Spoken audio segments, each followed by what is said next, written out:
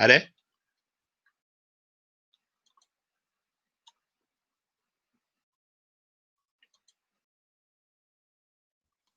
Yeah.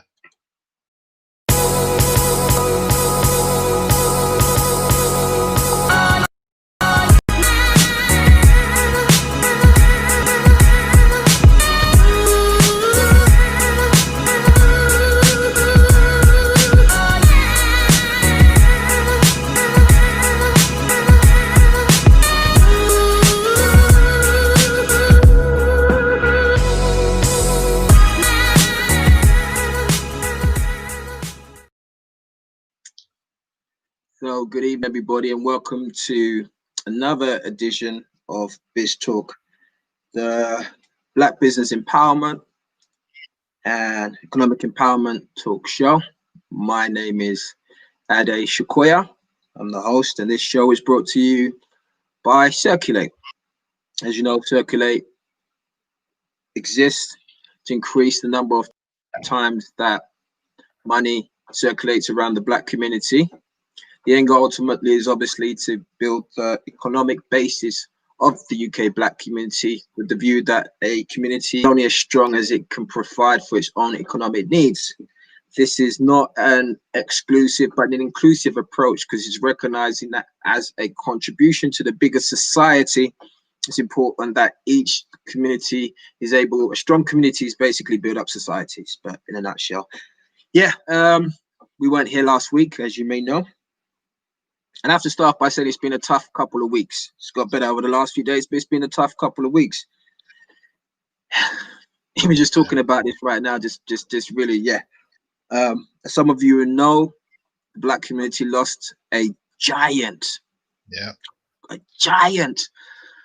A few weeks ago, I met Paul back in about 2002 when I joined the 100 Black Men of London. That was a point in my life when I was going through a transition from a negative life and making that transition into a positive life. And I joined the 100 Black Men of London. Then there was a series of men whose way of living, way of approaching the community challenges really inspired me and helped me to put together my own road to boardroom template. And Paul Lawrence was one of those key people. He was like a mentor. He nurtured, he guided. And so it came as a big shock to hear about his passing, especially considering that I was speaking to him only a few days before that. So we've done many things over the years together. And I was only speaking to him a few days before that because myself, him, Brother Davis, so you'll know Brother Davis is the founder of Manhood Academy Global. We're working on an initiative that we were going to be bringing to the Black community in the second week of January. So to get that piece of news was just really, it was really hard. As some of you might have seen from the intro video there, Paul has featured as kind of the icon face in that for a while. Paul was one of my first guests on this show, was the first guest on the show. Okay. He was that type of guy, as many of you know. When I reached out to him and say, Paul, I'm starting this, I'd like you to be on there. It's like, yep, send me the details, I'm there. So even just watching back that video and seeing him, it's tough. Yeah. It's tough. But we had the 9 nights the other night, which was an awesome event online. And recognizing that, you know, his spirit has moved on to the ancestors, you know, gives a bit, but I'm not gonna lie, it still cuts, man. Even just like you might see right now, just talking about it, it's just still hard for me to conceive. Yeah. And I guess that's in line with kind of some of the stuff that we're going to be talking about today. And I'm blessed to have a long-term friend who was just commenting how we haven't, seen each other for a while, obviously through social media. Great thing about social media, enables you to stay in contact with people who you may not necessarily physically be able to see all the time. And so I'd like to introduce to the author Kwame McPherson. So, hey Kwame, thank you for joining us. Yeah, I mean, thank you.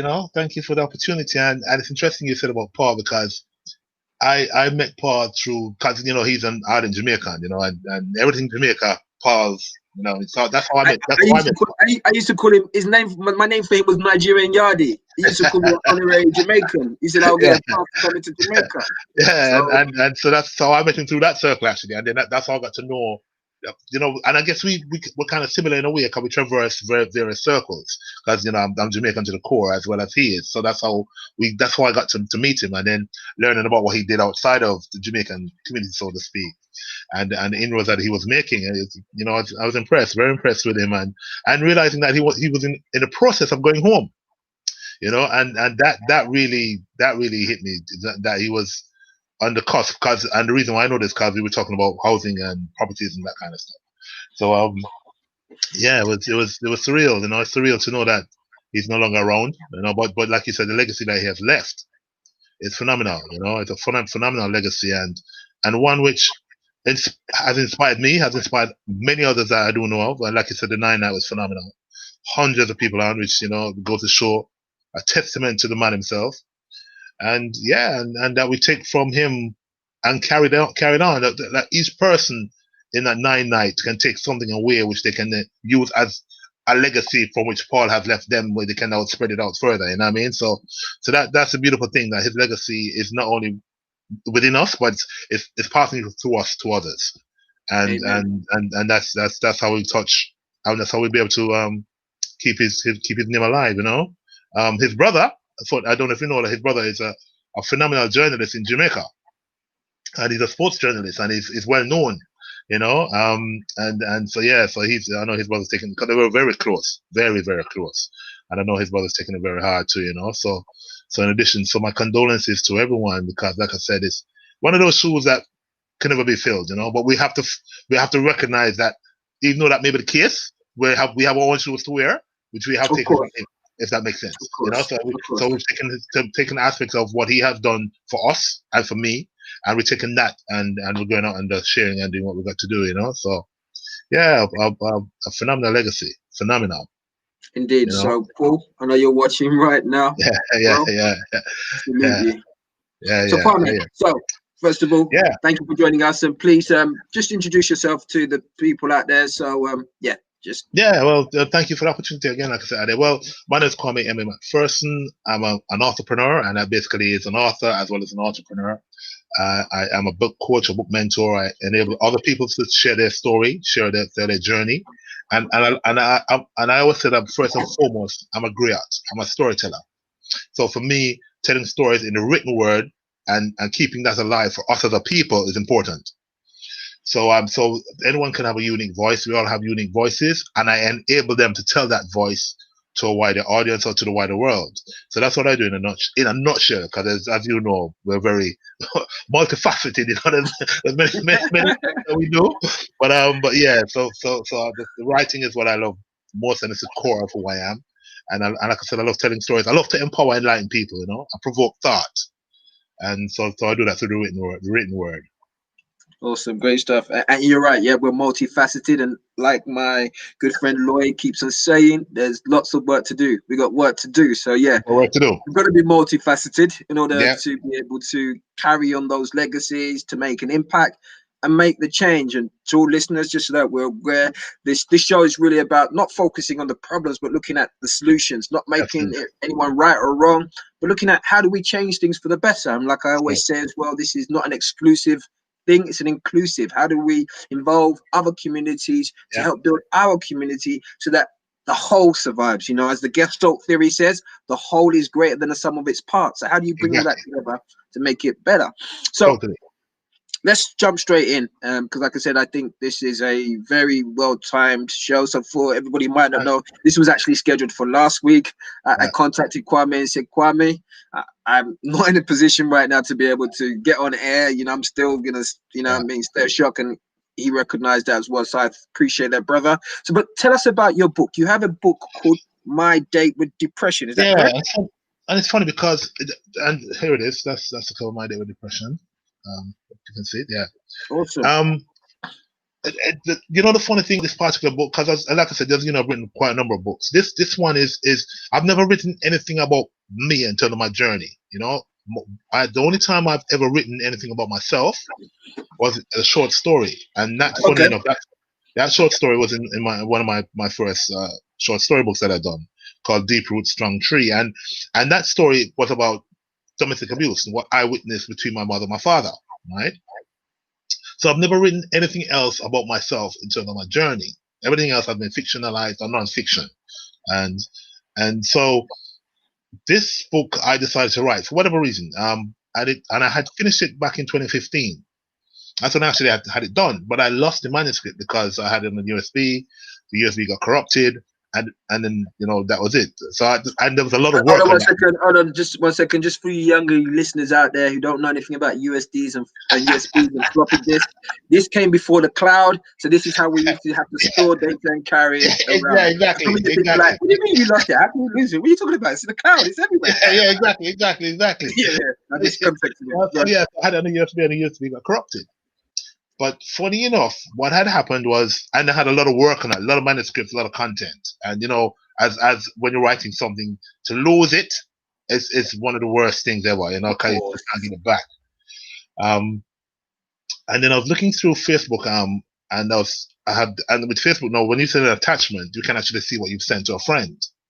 And I was looking at my friends, I was messaging my friend and said, "Oh, I saw the attachment." I said, because I had sent it to him to read. And I downloaded it, and this was back in 2018. So 3 years after, I downloaded it, and then I just put it together, got it proofread and edited. The cover came to me, just as being inspired as a creative. It came, and I put out the cover first, and people were like, "Oh, wow, this is awesome!" I'm bearing in mind that we weren't even thinking about what we're going through right now. This is like 2 years ago, right? So I put it together, and then late 2018 is when I actually pushed it out in its entirety, right? So, and then I was away for quite a bit in the Caribbean, and I came back and I said, all right. As I came back, I started doing workshops and seminars and so on and so forth. And then lo and behold, coming into 2020, this happened. You know what I mean? COVID, lockdown, everything else. And since then, it's because of what we're going through. People could relate, because this time we still haven't seen the repercussions of what we're going through at this point in time, especially in terms of mental ill health. And the book does seem to be right on time. It's so a lot of interest has been generated about my own journey and what I had faced in terms of going through what I went through at the time. And it was a number of incidences which had led me to become in a particular place, and I mean being depressed, and so now the book is doing very well in terms of being out there, getting like here where I'm talking with you now, letting people understand. And the other thing about the book, which is also very important and invaluable, is the fact that it's coming from a black man. Okay. And that has been said quite a bit because we, as you know, we're not very emotive. We don't talk about how we're feeling. We don't like being vulnerable. We have this persona and the facade that we have to keep up, even when we're in pain or hurting. And I was one of those people. So that also has come back to me. I want to share the book with other men, because men have approached me about the book, and they're basically giving thanks that I'm able to share their story through my story. So that's what's happened with the book in that regard, and we can go into it in terms of detail, which I'm sure we will do. But in the overview, that's how the book came about. And like I said, this lockdown situation that we're going through has made it even more valid than ever before, and over the past couple of years. Yeah, of course, definitely. So, I mean, obviously, we all know what's been happening over the last year or so. And in a moment, we definitely will be speaking about the Tier 4 situation, because I believe that is potentially could be the straw that breaks the camel's back for quite a few people, for a number of reasons, but we'll discuss that shortly. But I think you touched on something really key and fundamental there. You spoke about the fact that, it's important that this book is written from a black male perspective. And then you also mentioned the fact that as black males, we don't tend to express, I mean, I'm sure this holds true for males in any type of race. Yeah, of But course. obviously we're focusing on our context here, which is Yeah. black males tend to not necessarily express ourselves and not be vulnerable. Something that comes up quite a bit. And there seems to be a correlation between that and the rise in the number of mental health cases that affect black males. Suicide, Exactly. depression. Why do you think that is? Why do you think that as men, black males, we do not necessarily have healthy outlets to express or let out what we're experiencing or sharing? It's a number. There's a number of things, a number of variables. The one is basically, like I said, in terms of societal norms, which we've inherited over the years, which means that a black man must be strong. He must be seen to be strong. How we're perceived in that regard by others, whether it's our own partner or whether the wider society or community. In what sense? When you say how we're perceived, do you want to expand on that for those who might not understand that context?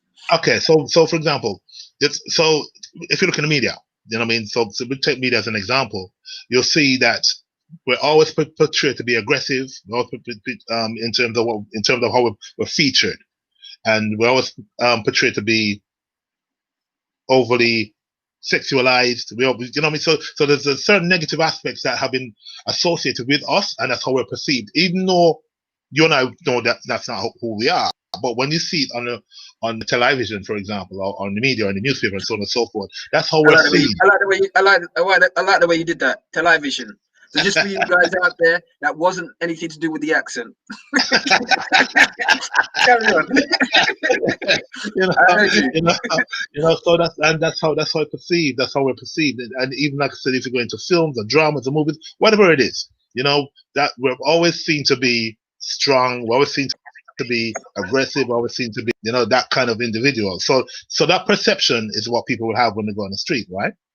So that's the unconscious bias, if you want to call it that people see have been planted because of what they've been visualizing or what they've been being given to see.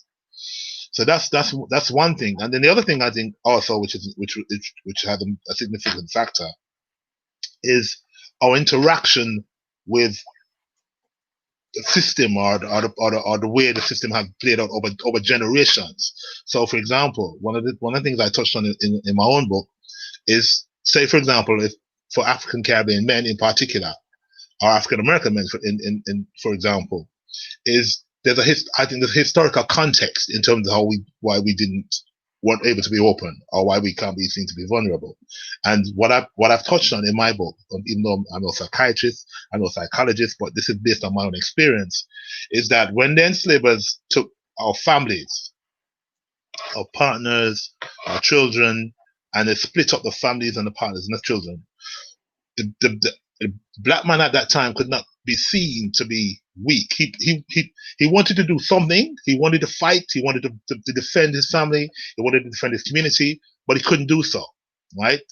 He maybe wanted to cry, but he could not be seen to be weak in front of the enslaver. So for me, that is more or less what we carry throughout our DNA, I think, in terms of we put in front of a situation. It's a stressful situation, but we can't afford to be seen to be weak because of where the environment that we're in, the system that we're living under. And so that is what then plays out in how we relate and interact with those around us. So it's interesting how you should say that as well, because it's like there's the genetic trauma DNA that's being passed down. But there's something interesting about what you said there, which is not appearing to be weak. Now, under a normal type system or normal engagement, a man will step up and defend his context. Yeah. That's my not being weak. I'm a protector. But in a situation where it's totally disabled, it's actually suicide and counter beneficial to whatever you're trying to achieve, whereby you've got to now be passive. The next thing, in order not to be seen to be weak, is to hold in all that toxic emotion and everything else to say, okay, this is the best tool I've got right now, because all my other tools of a normal natural instinct are disabled, right? Exactly. So that emotion, so we hold on to that, and then, as you know, it's carried through our blood, through our generations, right? So up until this day, we have. I think that is one. I really sincerely think that is a source of to why we have not been able to express as much. And then as much as we can, and then you have the layers on top, like I said, the societal stuff that comes on top. So I think that revisiting the source will enable us to understand why we can't be vulnerable in front of those who we perceive to love or who we say we love, or and how we can't, why we can't be weak with them, and in that regard. And bearing in mind, like I said, in this particular environment, for example, when we're going to the workplaces, when we're in the boardrooms and so on and so forth. Again, when certain things are happening, and then you return home, you carry that with you, right? And you can't open up the why, So all of these variables and all of these layers is what cause, I think, a situation as to why we don't open up, why we're not emotive, why we're not vulnerable, in front of those who we should really be vulnerable with. Mm. I mean, it's a great point that you raised there about, in the boardrooms, obviously, people, yourself, myself, we spend a lot of time in various boardrooms. And yeah, there's certain things that happen that once again, you just have to, exactly. Exactly. But obviously it brings up all the emotions, and then sometimes, depending on what your context is, you might not necessarily have the right environment at home where you can even go and express, hey, here's my day and here's what's going on with that. So over time we have to, but and I know Freddie, my good friend Freddie Krugenwacker, who was on the show previously, he does a show on Instagram at 9 p.m. So check him out, Freddie Krugenwacker on Grief, which I can't remember what the acronym stands for, but it's aimed at looking at managing emotions and dealing with that. But let's open the floor and let's burst that stereotype, and at least in this context, which is, so you said my date with depression is about your journey. Yes. What aspects of that are you able to share with us? All right, now I can share quite a bit actually, because one of the things that I'm going to touch on is, for example, what causes depression. And funny enough, because I did some research, obviously, prior when putting the book together. So these are what I came up with, even though it's an exhaustive list. It gives you an indicator of what can cause depression. So, for example, you have job loss, financial woes, failed relationships, death of loved ones, heredity, relationship difficulties, separation and divorce, stressful jobs and lack of support at work or at home, not being promoted or being promoted above one's capabilities, being a new father. So these are just a little bit of examples, and plus there's more, as you know. There's a entire list of why that happened, and I think, and like I said, one of the things that I had touched on, as we have said, is in regards to Black men in particular, and I'm going to read an excerpt here. And it's by Professor Dinesh Bugra. So he says in his article, "The Truth About Men and Depression," wrote, "There are differences related to cultures and countries, but men are more likely to complete the act of suicide, whereas women are more likely to attempt suicide. As a result of the British legacy in many countries in the Commonwealth, the act of suicide remains illegal. So if your gun does not get you, the legal system will. More than 40 years ago, looking at low rates of suicide in Black men in New York, it was observed that the rates of suicide were indeed low, but those of homicide in this group were high." Stop right there.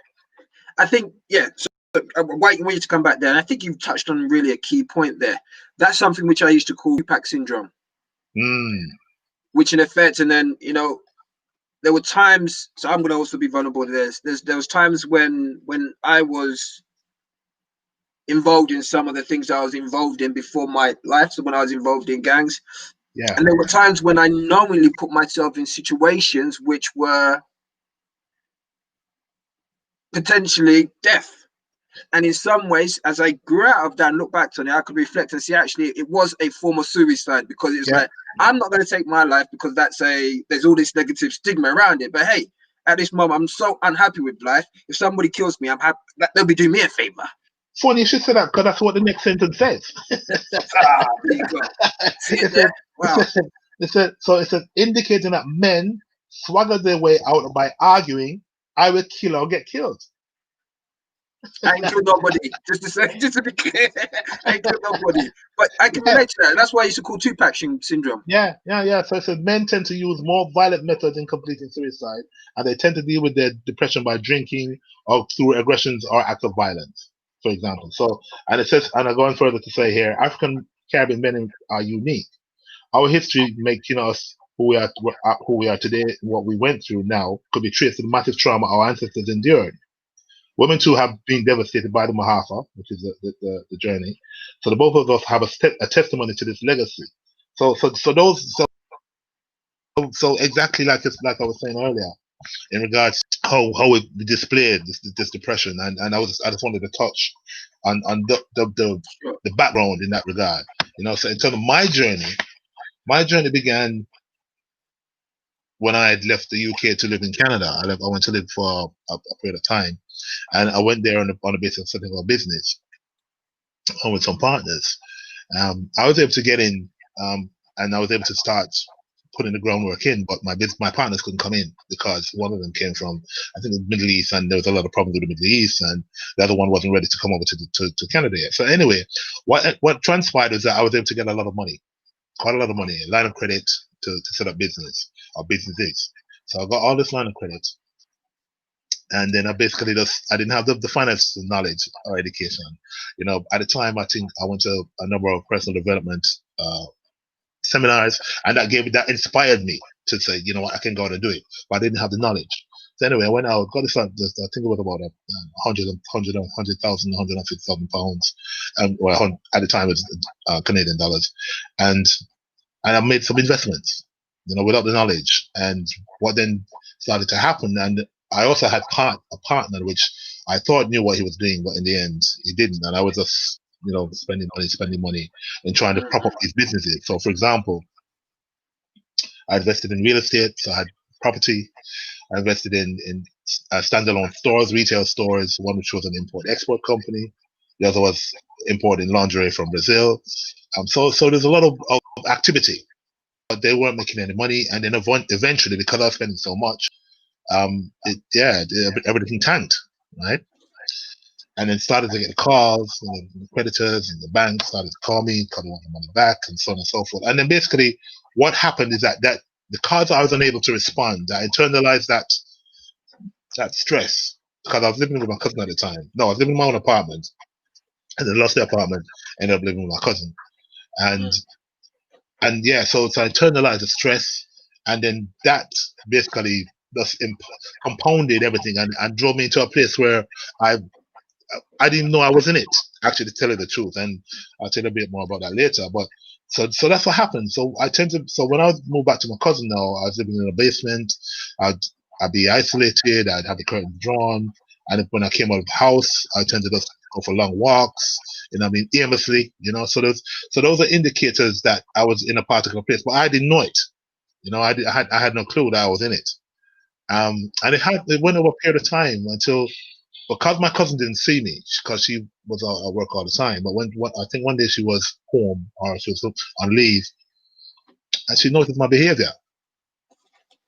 And another thing that was also abnormal for me, I ended up going into church, and when she started to see all this kind of thing going on, she said, "Hold on a minute, that's not Michael." And so that which is my former name, and she told me one day, she said, "No, you're acting abnormal. This is not your behavior." And that's when the whole thing started. I started to realize, but there's a lot more signs along the way, because I had an ex-girlfriend who came over. She saw what was going on. She saw how being in a particular place. We went to Niagara Falls, and my behavior was again abnormal. I wasn't interacting as much as I could have. I didn't open up. I did not let her into my pain. And she obviously then took the brunt of that, trying to understand and trying to get her head around why I was behaving the way I was. And so there was a lot of little things, and I'll read from the book in terms of the excerpts so you can get more detail, and how it all played out.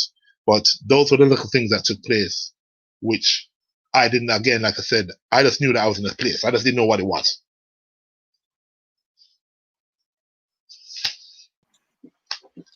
All right. So yeah, I'm gonna read a bit just to give you a background. So here, so there I was in my new home called Canada, Brampton, Greater Toronto area, or GTA to be exact. And aside from the reason for migrating, there was one other reason. I had partnered with two friends who had also had a dream of living and working in Canada. So we set up about building a company as soon as we landed. And since I would be the first to migrate, it was my responsibility to lay the groundwork and start the ball rolling until they arrived.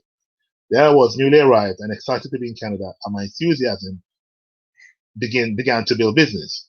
It was to be in telecommunications at the time. The cell mobile phone market was just evolving, and UK and Europe were at the forefront of this new technology. North America and Canada in particular were still lagging behind.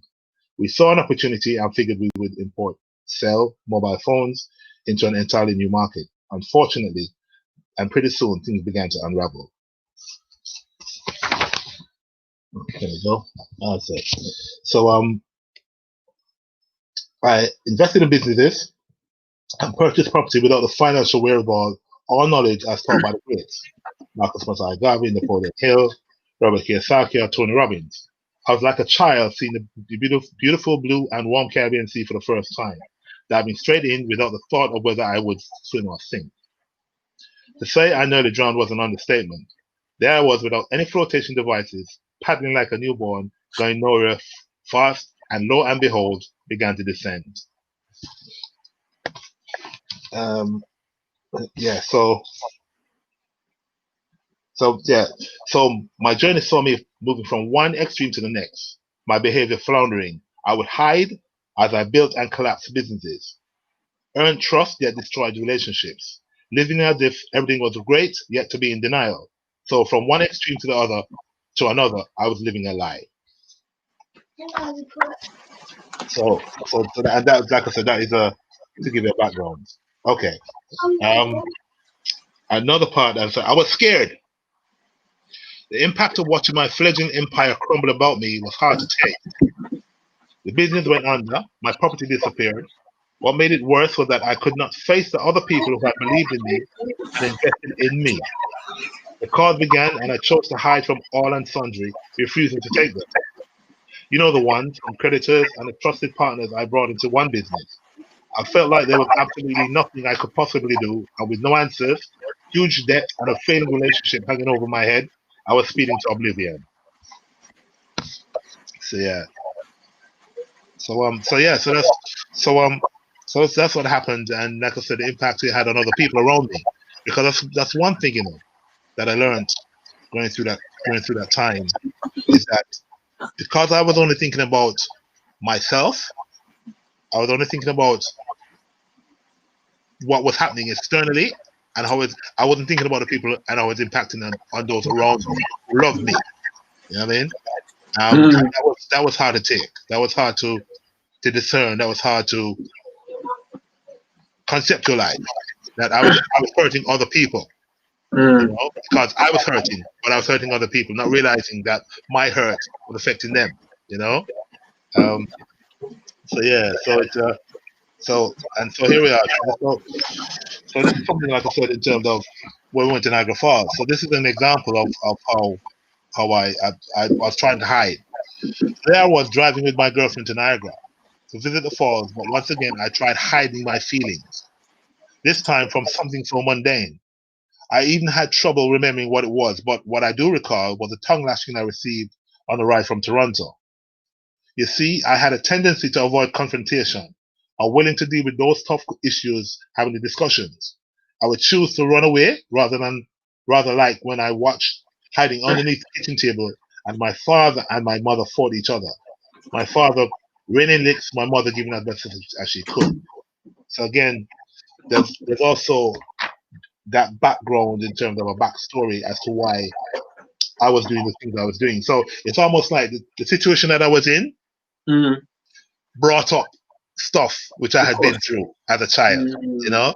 So it uncovered that those things that I hadn't healed from, you know.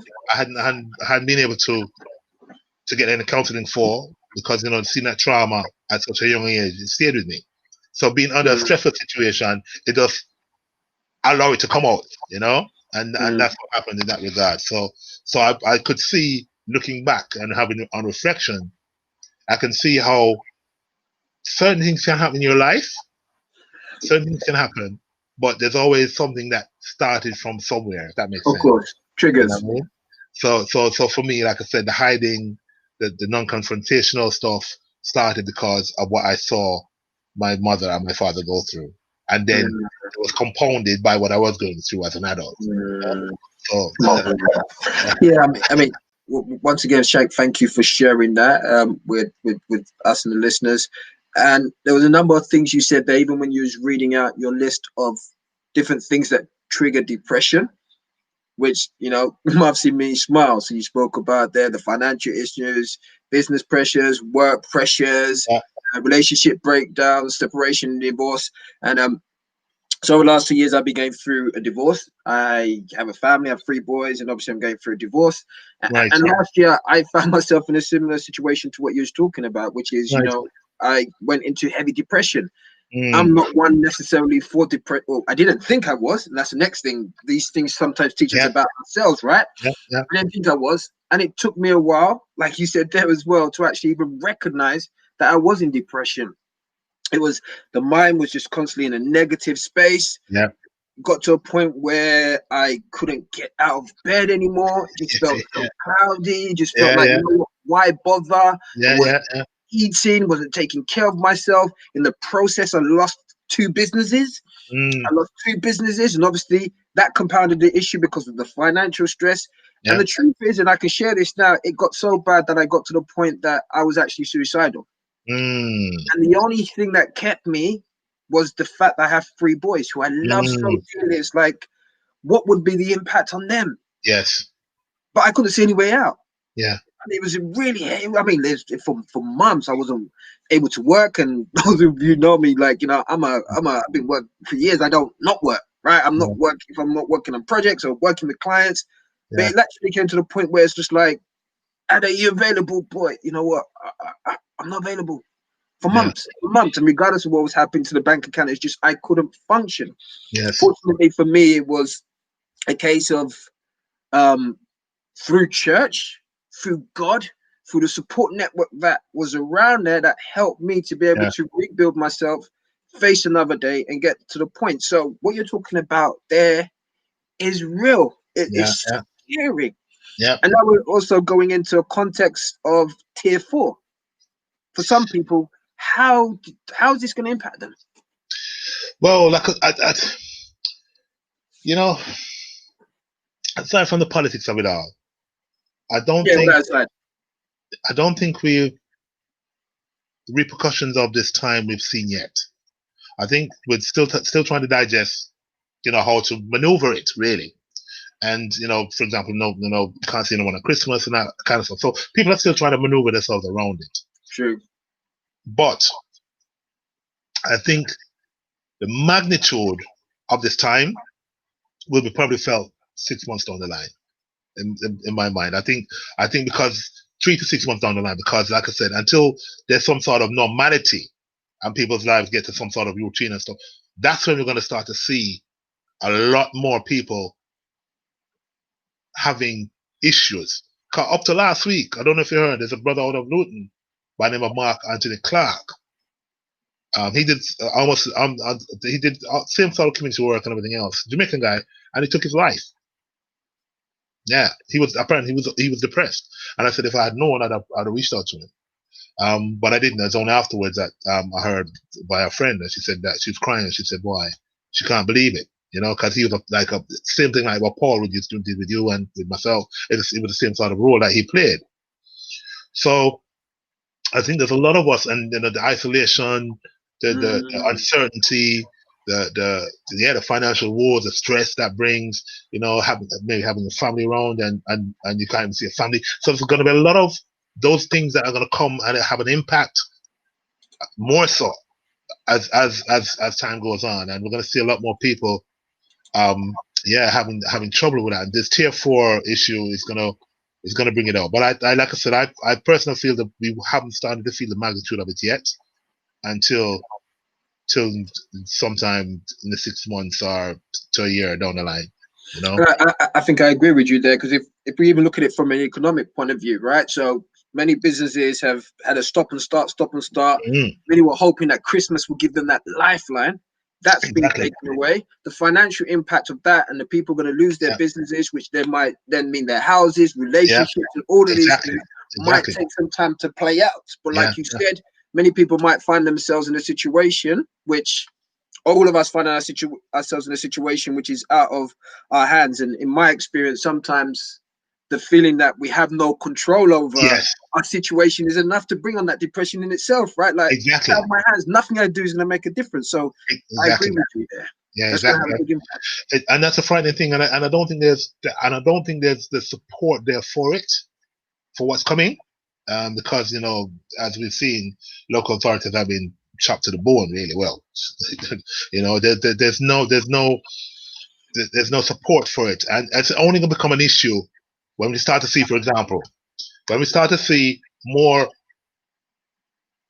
domestic violence, when we start to see more suicides, when we start to see, and I mean a massive increase in those kind of Alcohol, people. drug abuse, all these other bits Yeah. and pieces. Yeah. And when we start to see an increase right across the board, that's when they're gonna start to realize, oh wow, social. We're gonna start thinking about the social aspect of what people have gone through. Because I don't think it's been talked about as much, even though there has been evidence of these things happening and increasing. I don't think there's enough in place for it for people to be helped or to be assisted. As the time goes on, and like I said, as we said, I'm not going to say there's no money available for these kind of things. So it's going to be tricky. And yeah, in a sense, when I look at the situation, I guess you probably look at the situation too in terms of what you've been through. I more or less said I am fortunate in that regard because I've experienced my aspect of being in that place. So I can look at this time and say, okay, it's another time. There's a lot of upheaval, but you know what? Life goes on. I can take the positive out for it and move forward. There's other people who haven't gone through this. You know what I mean? Or haven't we've been busy, we're working, we're college or whatever it is. 24/7, and then all of a sudden, all of that's taken away. That's hard to deal with. It is, and I think you hit a key point there. Like I said, I mean, I'm blessed and fortunate that in many ways I'm actually grateful I went through that process because yeah, same here. You know what I mean? It helped me recognize how to deal with these things. Yep. It helped me to recognize that attachment to certain things in life can create these situations. So it's helped me to find that inner strength. And like you said, I'm fortunate that I went through it at a time when everybody else wasn't going through their stuff. Exactly. So the key people, I had a few select male friends and men from church, and the church were able to support me. But right now, like you said, everyone's going through it. Yeah. Everyone's dealing with it. Yeah. And Christmas, let's face it, Christmas is for a lot of people, and I know a lot of people were holding on that, okay, well, it's been a bad year, but at least I'll be able to have Christmas and move into the new year. Then last minute, just as people are buying their turkeys and all this bit, you get this piece of news. I mean, that's really I've spoken to a few people that I know, and it's just like, well, what's the plans for Christmas? Boy, I'm spending on my own. Exactly. So can you imagine the impact of that alone? Aside from everything else. That's what I'm saying. Forget everything else. Just that little bit. Just that little bit, So, and like I said, fortunately for me, and I guess, and that's where my book has helped other people because I had a seminar with ex and serving soldiers from Jamaica Defense Force. Right. Okay. Right. So it was interesting in terms of dialogue that we were having because as I'm sharing here with yourselves and the audience, is how I shared with them. And we had a debate and a discussion on about that and about being in a depressive state and not recognizing it, understanding what were the causes and how to come out with everything else. And I think that discussion will need to be had on a regular basis. So this platform and forum is great because we need to have a lot of discussion going forward. And like I said, and I think, and I really, even though the women our women are great in terms of managing this kind of thing, I think that men in particular, in my view, we need that support where we can actually come out and talk about what we're going through. Because I'm telling you, so can you imagine? You're a man.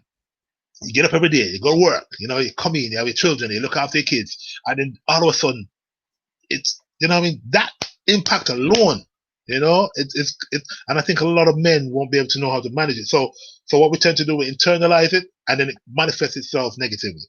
Of course. You know what I mean? It manifests itself in violence, it manifests in abuse, as we just said, and everything else. And so I think that we need to have the space and the time and make and create it where we can actually talk about what we're going through. You know, of course, and also we should also recognize that for some men it might manifest itself in violence and domestic abuse. For other men who don't, you know, what I mean, that's not how it manifests. It's more of an internal yeah, process. And yeah, as we know, you know, the toxins from depression lead to certain type of diseases and cancer, exactly, yeah, diabetes. I yeah, mean, that was yeah, an interesting thing as well, which I didn't even mention, just so that yeah, everybody also understands this connection. yes, During the height of my depression, when I was getting a blood check, it was like, oh, and by the way, you're pre-diabetic. Like, wow, okay, well, it's genetically my family, but like, yeah, well, everything you're going through right now is triggered it. Do you know what I yes, mean? So now yes, I've got that health concern. So it's recognizing that as we internalize across the board, human beings, as we internalize it, it yes, builds up toxins within us. that's right. You see, Disease, right? cause It builds up disease inside. Yes, toxins within yes, us. yes, Yeah, especially yeah, at a true. season like this. And I guess also women, is it a case of that women are better able to? I have this theory. It's just a theory. I believe that women are emotionally stronger than men, Yeah, right? yeah, And I also have this theory that women in general tend to be great at speaking. So women have this thing whereby they can easily talk to their girlfriend. Sometimes yeah, it makes men uncomfortable. Like, we took telling the business, like, oh yeah, I just met her yesterday, and they can tell everything and let it go. Whereas yeah, us men, it can take us years and years. Like, okay, now I know him. Yeah, I'm gonna tell him a little bit more about me. Let's wait yeah. another 10 years, and I'm gonna tell him a little bit more. That's true. And I funny enough because I had this discussion with someone. I said that the best forum for men to talk is in the barber shop, right? But guess what? Got it. But guess what? We talk about politics, we talk about football, and we talk about women. We don't talk about stuff that really matters in a sense. You know what I mean? Or we skim over the surface. You know? We do. We gotta maintain that facade, right? That it's all good, even Exactly. when it's so not good. Um, Exactly. and it's, Exactly. I guess there's also that challenge, right? As men, it's like being vulnerable with another man, but also being vulnerable with another woman. Is there enough trust Yeah. in this space? Can I Yeah. be vulnerable enough that actually she'll still see me as a man, but accept that Yeah. I have Yeah. all my emotions and my weaknesses that go with that? Can she Yes. still, accommodate that? And with Yeah. another man, can I demonstrate that actually? Yeah. Yeah. You Yeah. know what? I have my moments when I'm off the charts and I'm just like under it, and can they lift me up as opposed to pull me down? Yes. I remember Yes. you put something interesting yesterday, which I shared in a group that we've got. So we've got a group called My Brother's Keepers. So for any Yeah. male out there who might be watching this, go on Facebook, you'll find a group, My Brother's Keepers, which is intended to be a safe space for men to be able to express and find support for each other through life's ups and downs. But you put up something which was the question about, should men express their love for each other more, which I put in that group. What do you think about that? Personally, I've got no problem expressing Yeah. love for a brother who, I feel deserves it. I've got no problem telling a friend, and when I say brother, just we're using it loosely, but a friend, bro, I love you, man. Ain't Yeah, nothing. exactly. I think it's interesting because when I went to Ghana, I took a trip to Ghana and I'm due to go back there years ago. But what I saw there was men holding hands. Now there was nothing untoward into it. Just, you know what I mean. It's just men holding hands and, you know what I mean, and walking. I was like, okay, you know what I mean. But and then I began to realize that that's how they show, brotherly love. You know what I mean? And there's nothing with that. But then when you come further west, you realize that, you know. So let me tell you a quick story. So I went to Nigeria on a 6-week holiday when I was 10. Right. I came back when I was 14. You guys do the maths, right? But all the other Africans out there, they will get it, right? It's like, oh, don't worry, we're going for holiday.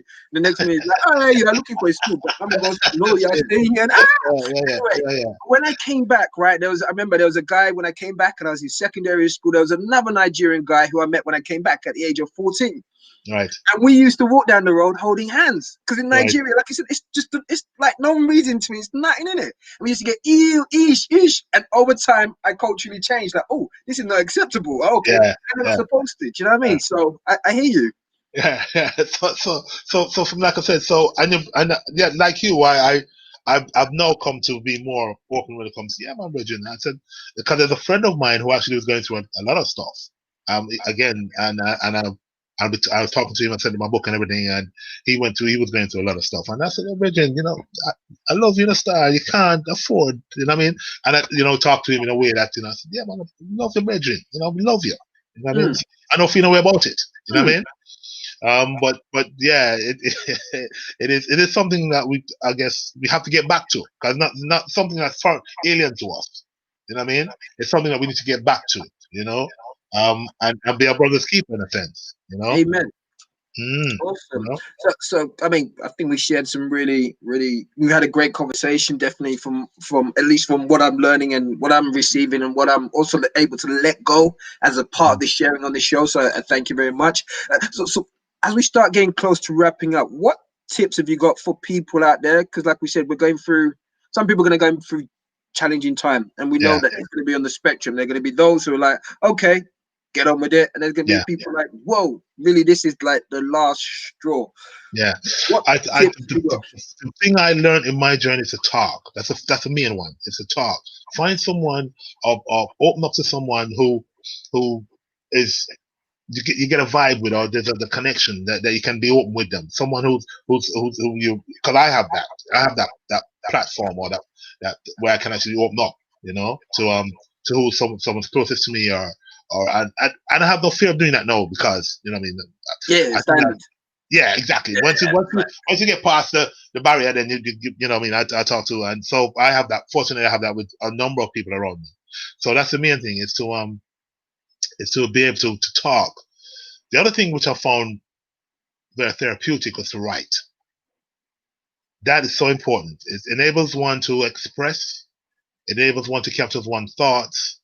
And it enables one to reflect sometimes when they've gone through a particular journey. So, and I guess when I was going through what I was going through, like I said, I was able to reflect and write what I was going through at that time. And I was able to look back and see where I was at that space. So I think it's important that we be able to capture our thoughts in that regard. The other thing, which I also think is very important, is to be still. We have not been able to be still for a long time. This lockdown has caused us and forced us to be still. You know what I mean? And that's when the thoughts come bombarding, and that's when really and truly, once you're still, then you can reflect. And I think we've been so busy, or we've been channeled to be busy. You know what I mean? Channeled to work, college, university, whatever it is, business, whatever. So we're always busy. So we've always been busy doing something, but we haven't been busy with ourselves in terms of stopping and just taking time to breathe and to reflect on who I am, and why I'm here, and that kind of thing. So I think it's important also just to be still. And then it's about reading good books. It's about not allowing negativity to come into your mind space. Having good people around you, who will support you in whatever it is that you're going through. Those are my tips, my probably five, 6 tips that I would say are important to. Really, so good. And the other thing, which I also probably omitted, is that when it becomes too much, seek counseling. Because there's a scenario that I was going through, and it was suggested to me by the ex at the time. I asked her, I actually said to her, I needed help because I didn't know what the issue was. And she then said, you know what, I'll refer to a counselor, which is what I did. And I got counseling. So there's no shaming that. You know what I mean? There's no shame. Once you feel like you can't manage or deal with what you're going through, there's no shame in asking for help from a professional. Awesome. I think there's some really good tips there. I'm gonna play devil's advocate here. I'm gonna say, great. Let's take it back along the spectrum. So there's gonna be some people now, like we said, who've never dealt with this before, who haven't got anybody, or in their mind they haven't got anybody that they can open up to. Too depressed to write, because like I said, when I was going through my depression, no word of lie, there were some days when I wouldn't get out of bed. The most I could do was get out of bed to go and wee, because in my mind it's like, boy, if you go and wee on yourself in your bed with everything else that's going on, that would be the final straw. So I roll out of bed literally to go toilet and then get back in bed. Wouldn't want to drink, wouldn't want to eat, wouldn't want to talk to nobody. Right what? No, the brain is fully bombarded by all of these negative scenarios, everything happening. And then counselling. I mean, to get counsellors right now over the next, week or forget about that. And I'm sure their backlog for counsellors is going to be long for those who can even access it. What things can somebody who finds themselves, or anybody who's watching right now, who might know somebody who is in this space or is likely to fall within that space within the next 3 days, because Christmas is only 3 days away.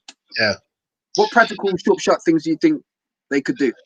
Well, it's interesting because I do know of situations and scenarios where the person just didn't want, they chose to be in that space. You know what I mean? They chose, they made a choice that this is where they wanted to be, even though like what you highlighted, all the support that I've said and everything else was in place for that person to come out of. And the individuals trying to, and cajoling them and trying to get them to come out of that space, they chose not to. So to a great extent, there's not, if somebody chooses to be in that space and they don't seek help, or they're not open to help, there's not a lot you can actually do. All you can do, or an individual can do, especially someone who can identify, because in my scenario, fortunately for me, it was my cousin who saw what I was going through.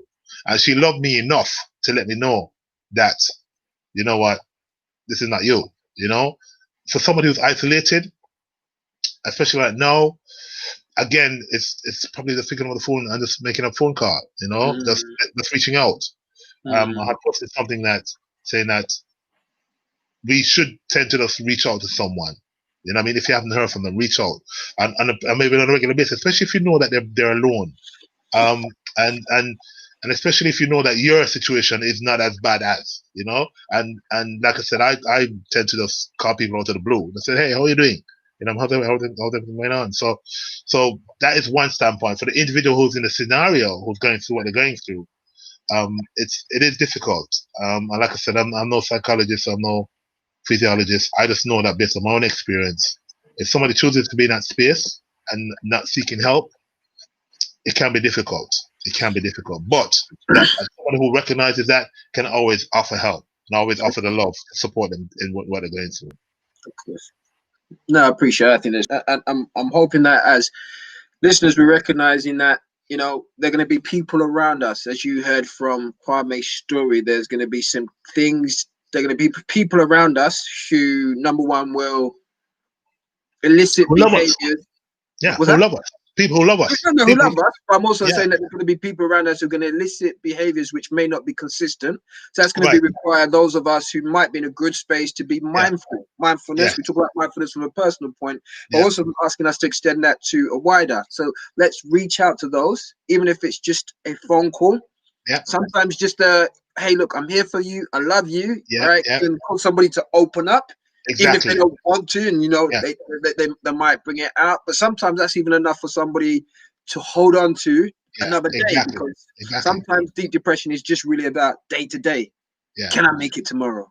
And you'd be surprised that one phone call and just you saying that you're open and I love you, that alone will just trigger something in someone, So yeah, for sure.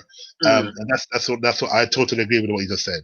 And I know for me, like I said, the height for me was really my personal connection with God. And when I speak God, I'm speaking whatever God looks like for anybody, but recognizing that there's a higher being. And I always say to people, there's a power in recognizing that there's a higher being. Totally. Even if there isn't one, right? But I believe strongly. I totally agree with you. Yeah. If you hold on to that concept of something being higher than everything beyond, that can be your last straw. That all the evidence, everything around me says no, but I'm going to hold on to something being higher just to get me that strength and get through. And you typically, when you go through that, you then experience God. Once again, whatever God looks like in whatever form for you, and that's a whole other relationship you build. And exactly. And it's funny you should say that, because you just reminded me.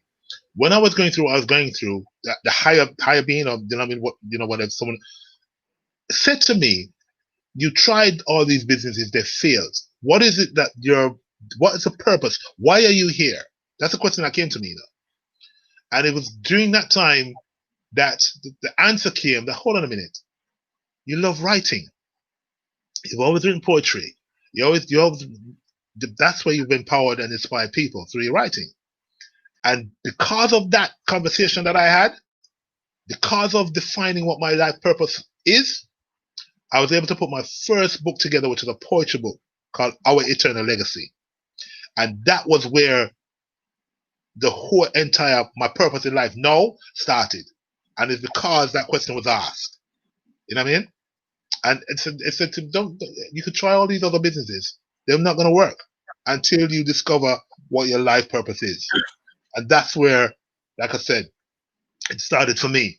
You know, I was able to discover my life purpose because of being in that space. Now, I hear you on that one. And when you were speaking, that just reminded me of J.K. Rowling. I think the story was that she was at a point of depression when she wrote her first Harry Potter book, right? And it's connected with that. For anybody out there who might be like, okay, talking, you know, I mean, that might be a bit beyond. Just recognize that depression, when you stop and able to look at it, it's a series of negative voices in the mind, just telling you that everything's come to an end. Yeah. What we're talking about is actually hold on to a positive voice, which pulls you through that and says, actually, you know what? And when you said that as well, I mean, I think for me, the point where things really changed when I constantly kept on hearing that voice, which was similar, where you've tried everything and look where you are. Why not just let go and let me deal with it? And you know what? When I was able to get myself to that point that, okay, I'm just giving this over. It's beyond anything I can do. There's nothing I can do to change this situation. I'm just going to give it in the belief of God. I'm going to give it over and let God take it. Guess what?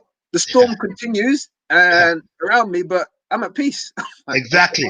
This ain't my problem. It's beyond me. So I'm not going to worry about that. Exactly.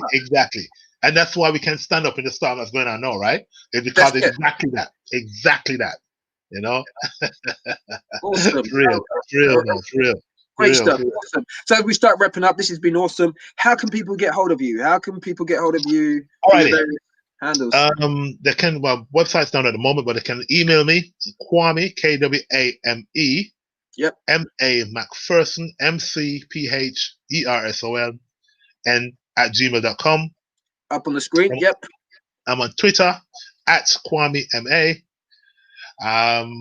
LinkedIn is Kwame McPherson. Facebook, Arthur Kwame McPherson. Instagram, actually, I didn't put out Maxkey, MAXKEY.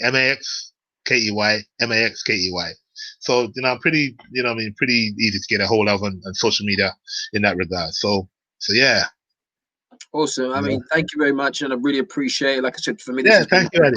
Thank you very much. If anybody's listening out there, please put your comments and feedback. Let us know what worked for you about this. And I guess for me, what I'm taking from this is recognizing that some of us, and I'm sure many of you who are listening, may have experienced the experience of depression in different shapes or forms. I believe that puts us in a better position to have. Oh yes, the book. The book is available on Amazon, actually. Yeah, so it's anyone. What is the subtitle read again? The subtext? What's the subtext? My Date with Depression. And the subtext underneath it is what? Underneath from mental uncertainty to self-fulfillment. There you go. From mental uncertainty. Yeah, it's available on Amazon. Yeah. And I think that's the key part, right? Depression is really uncertainty, all of those things created. It's a mental thing. But for those of us who may have been for that journey or in a good space right now, please especially over the next 3 days, let's reach out to people, give people a call, and also take on board some of the conversations that we've had. Just because you think, oh no, he's all right, she's all right, it don't mean that's the case. Right? No, in fact, it's the people who look all right on the outside who sometimes are the most vulnerable. We're struggling to keep up a facade. And I know that for me, after a while, it's like, okay, I can't go out no more because you know what? I can't even deal with the world no more. I don't want the next person to ask me, are you okay? I don't, because I don't want to say I am, because I can't. And if somebody else thinks, I'm just going to lose it. I'm just going to break down. So it's like, let me just stay at home. And do you know what I mean? So let's be mindful. Let's reach out for people that we know. Let's encourage people we know to reach out. Let's each one reach out for each other during this period as best as we can. Totally. Completely agree, Adi. Completely agree. I agree with that entirely. And thank you for the opportunity to share, you know, because I love sharing. And like I said, it's one of the things that I'm blessed to do, you know. So thank you. Like I said, bro, I mean, I'm grateful to you. You've obviously, you know, gone through your journey, and sometimes that's the thing. And here's one other last tip I'll leave with people as well. Sometimes we've got to recognize that whilst we're in the storm, we can't understand why we're in the storm. Yeah. But when you pull through the storm, you get that opportunity to look back and say, okay, Now I know why I had to go through that route and That's that right. storm and that experience to be where I am right now. As we're hearing with Kwame, Right. the fact that Kwame's been through that means that even without the degree of being a psychologist or any of those things which you don't necessarily need, you can relate to it. You can have the compassion. Exactly. You can help somebody. You can save a life. And I think sometimes that's enough to help us get through to have that just, I don't know what's going on right now. This makes no sense. This is just like, but if I can just hang on there a little bit longer, one day I'm going to look back and say, I get it. Exactly. And you know what? Your mind will get to that place where you're like, I appreciate that. Exactly. Totally agree. So, guys out there just well, so just remember, Circulate. We're on YouTube, so follow us, Circulate there. You get us on Insta, Circulate the Background, and you can also find us on Facebook, which is Circulate. So, but once again, Kwame, just want to say really, really appreciate what you've shared. Thank you. Very much. And continue doing the work you're doing, man. Well done. You know, It's people like you, people like the Paul Lamerses and all the other people within the community who inspire and motivate me and also help me to keep going when I have bad days that, you know what I mean? And I also think that's one of the great things about when you can find a network, just like what we're trying to do with My Brother's Keeper, where you can share stuff. Because sometimes I've had moments where I'm feeling like, boy, I'm really depressed and really bad. But then somebody shares something with me. I'm like, what? Yeah. And I'm complaining about what? In fact, you know what? I'm grateful for what I got, because that. And then you also look at the way that they compose themselves through that. That inspires you. Yes, totally. You know, for sure. Awesome. Sure. Thank you. All right, then, my brother. Well, once again, really appreciate it. Did you say where people can get your book from? Yeah, books available on Amazon, basically. So that they can go on and just search for My Date with Depression, and they'll definitely find it. Cool. Just a warning to anybody who's thinking about buying that as a gift for somebody. Make sure the person is in the right space to be able to receive. Funny enough, I had somebody order one from me because I had some direct, but somebody ordered them exactly for that actually. Just making sure that people are in the right space, because you know what I mean. This is a time of triggers, traumas, and all these other bits and pieces. So let's spread some love for each other. Totally. Again, appreciate you taking your time out. Thank you. All that's left is to wish you a very happy festive season and a happy new year. Yeah, to all the listeners out there, once again, really appreciate your support. Hopefully you've got something of value from this, and hopefully, there'll be something here that can help at least one person who's going through depression right now, or can give somebody some ideas how to reach out and help somebody that you may know or may not even be aware yet, but maybe a kind of flag for you to be able to reach out and help them. Because trust me, don't underestimate that sometimes a phone call can save a life. In fact, let me wrap up with a story. It just came to my mind, which I think I will share with you. So I remember hearing about this story of a man who was winning an award. He went up to win an award for being CEO or whatever. And when he went up for the award, he said, thank you. But he said something, I'm not quite quote for I remember, but let me just give you the concept behind it. But he basically said he was grateful for what he had achieved, but actually he's also grateful for the fact that he shouldn't have been there. And he gave a story. He said that when he was young in school, he was constantly being bullied. And then on a particular day, he was feeling really down. And then on his way back home, he was carrying his books, and some kids came over, knocked him, and he dropped all the books on the floor. And as he was picking up his books, he had reserved in his mind that, you know what, I'm going to go home. I'm going to kill myself. I've had enough. Right. He said a stranger came out of nowhere. Helped him pick up the books. Patted him on the shoulder and went away. I think said something like just a kind word, like, hang in there, don't worry about them, or something. And he said that was the key thing that made him not go home and kill himself. Just one act of kindness. So the point I'm making is, do not underestimate what one act of kindness, one phone call, one smile, one I love you. Yes. So you listeners, I love you all. Have a Merry Christmas and Happy New Year. And let's look out for each other.